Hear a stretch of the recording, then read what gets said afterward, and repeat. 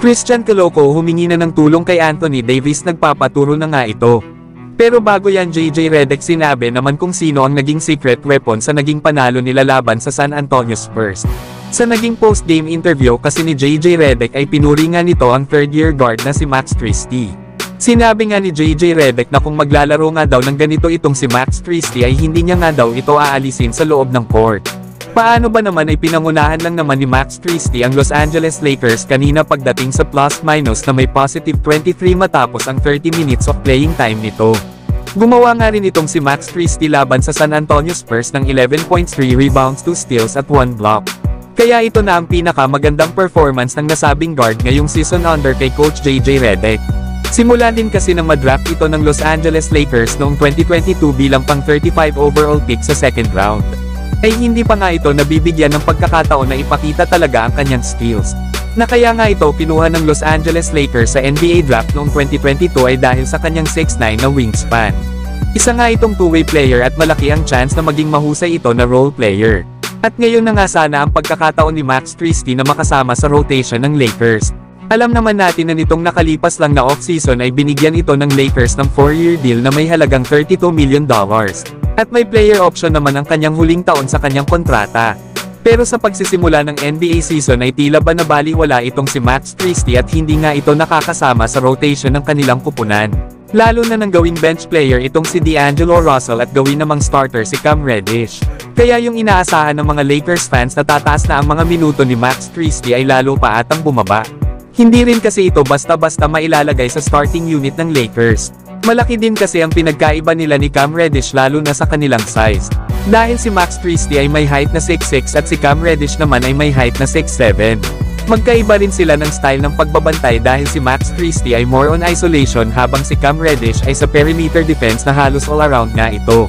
Isa pa ay si Cam Reddish din ang nagbabantay kalimitan sa mga best player ng kalaban. E paano na lang kung mas malalaking star player ang bantayan ni Max Christie sakaling gawin itong starter? Ay panigurado na mahihirapan siya sa mga player na katulad nila Paul George, Jason Tatum at Kevin Durant. Nabuti na nga lang kanina ay kahit papaano ay ginamit sa mahabang playing time itong si Max Christie. Lalo at napunta si Dalton Knecht sa pagiging starter dahil nga ito sa kawalan ni Rui Hachimura na merong injury.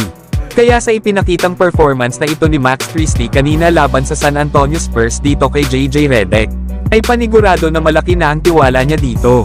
Lalo at noong nakaraan lang ay nagtatampo na itong si Max Christie na nagpost kasi ito na tila nawawala na siya sa rotation ng kanilang kupunan. At sinabi nga nito na manatili lang ito sa kanyang pinagdadaanan habang ipinapakita naman sa nasabing post ang isang picture habang ito ay nag-shoot around. Pero kayo mga idol, dapat bang bigyan din ng mahabang playing time ni Coach JJ Redick itong si Max Christie? Samantalang dahil naman sa kawalan ng mga big man ng Los Angeles Lakers dahil sa mga injuries. Katulad na lang ni Jackson Hayes na nagtamo ng sprain ankle at ito namang si Christian Wood ay nagpapagaling pa mula sa kanyang naging off-season knee injury. Ay inaasahan nga ng Los Angeles Lakers na itong kanilang isa sa mga two-way contract na si Christian Coloco ay ang tutulong dito kay Anthony Davis na maging kapalitan nito bilang sentro.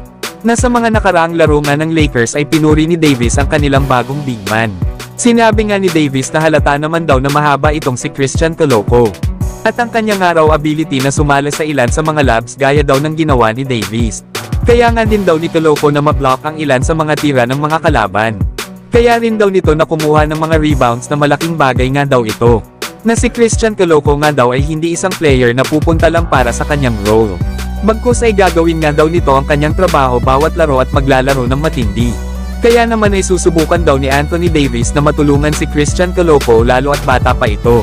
Na lumapit na nga din daw ito kay Anthony Davis para humingi ng advice at magtanong sa ilang mga bagay. Ito nga ay para maging isang player si Christian Coloco na maaasahan sa kanilang kupunan at magpatuloy pa na maging mahusay pa sa paglalaro sa NBA. Yan nga mga idol ang mga sinabi ni Anthony Davis. Na wala namang duda na isa ito sa mga aasahan ng Lakers lalo at isang big man na kayang makascore, kumuha ng mga rebounds at isang rim protector itong si Christian Coloco. Nasa huling taon nga nito sa college bago ito magpa-draft sa NBA. Ay naging Pac-12 Defensive Player of the Year pa itong si Christian Coloco para sa kupunan ng Arizona noong 2022. Na bagamat hindi pa ganun kalaki ang impact na nagagawa ni Christian Coloco sa Lakers lalo at limited pa ang kanyang playing time. Ay makikita mo naman dito ang malaking potential na maging big factor ito bilang backup center ni Anthony Davis. Pero kayo ba mga idol? Ano ang masasabi nyo dito kay Christian Coloco?